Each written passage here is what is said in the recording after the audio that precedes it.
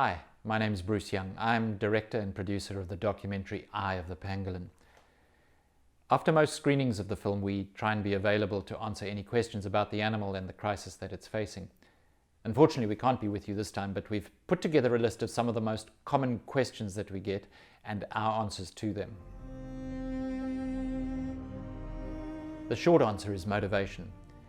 When you put a price on the head of an animal that is more than the average rural African will earn in a year, and you've got people who know the area and the behavior and movements of all the wildlife in that area, it stands to reason that they will inevitably be able to find even the most elusive animal if they're motivated. Also, the crime syndicates who are buying the scales from the poachers or buying the animals from the poachers are sophisticated, highly organized, and totally ruthless. They know exactly how best to exploit the situation in rural Africa. Pangolins are extremely endangered. When you take into account the numbers of animals and tonnage of scales that are being retrieved from the trade every year, and then compare that with the average reproduction rate of the pangolin, then you realize that the situation around the pangolin is just not sustainable at all. One of the most telling personal stories, though, that brought this home to me was talking to a Cameroonian while I was doing the research for this film, who's involved in the conservation of pangolins. He told me that he'd grown up in a rural area where pangolins were regularly seen in the forest in Cameroon or in the bushmeat trade markets where he lived. And now, 25, 30 years later, when he goes home to that area, there are no pangolins. They are not in the bushmeat trade. They are never ever seen. So they have totally disappeared from this particular area where this guy grew up. So that for me is indicative of how extremely endangered these animals actually are. For their scales and for their meat.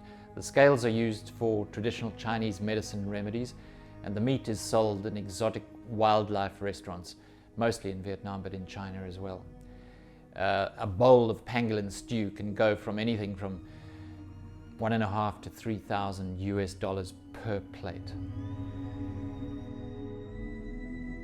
The pangolin scales are dried and ground up into a powder, and then they're sold in tiny amounts which are added to drinks or food as remedies for 80 to 100 various ailments.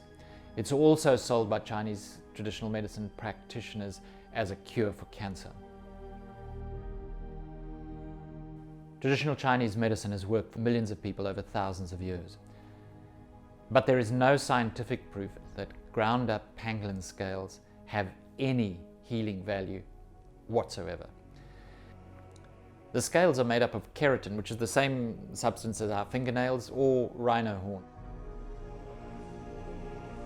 Most pangolin conservationists and experts will tell you that pangolins do not survive well, if at all, in captivity, and certainly do not breed with any real success in captivity. But there have been a number of operations discovered going as research projects, Chinese operations in both China and Africa, where they are attempting to set up a facility to supply the traditional Chinese medicine market. In 2017, approximately 50 pangolins were taken from Togo in Africa and given to a number of United States zoos in an attempt to study them, raise them in captivity, and breed them in captivity. Most of those pangolins have subsequently died, and there's been no reports recently of any success at all with their attempts to breed and raise them in captivity.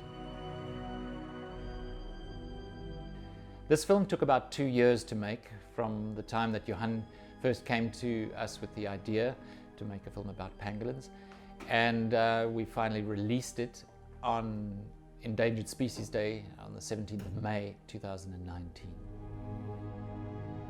Pangolins exist in some pretty remote places in Africa, And traveling to those areas, to those forests, was one of the more grueling aspects of this particular film. A lot of the roads in Africa leave a lot to be desired.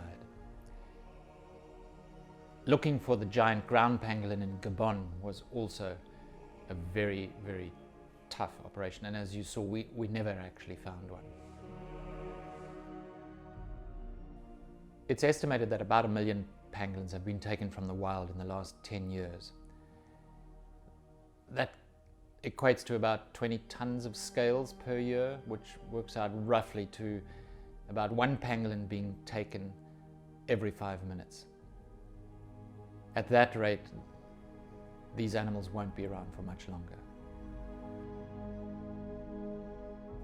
How can you get involved? You can tell people about the animal, you can share our film, you can tell them about the crisis that this beautiful creature is facing right now, and you can go to our website, www.pangolin.africa, and on the campaign page there are a number of options for you to get actively involved in helping to conserve the African pangolin. Thank you.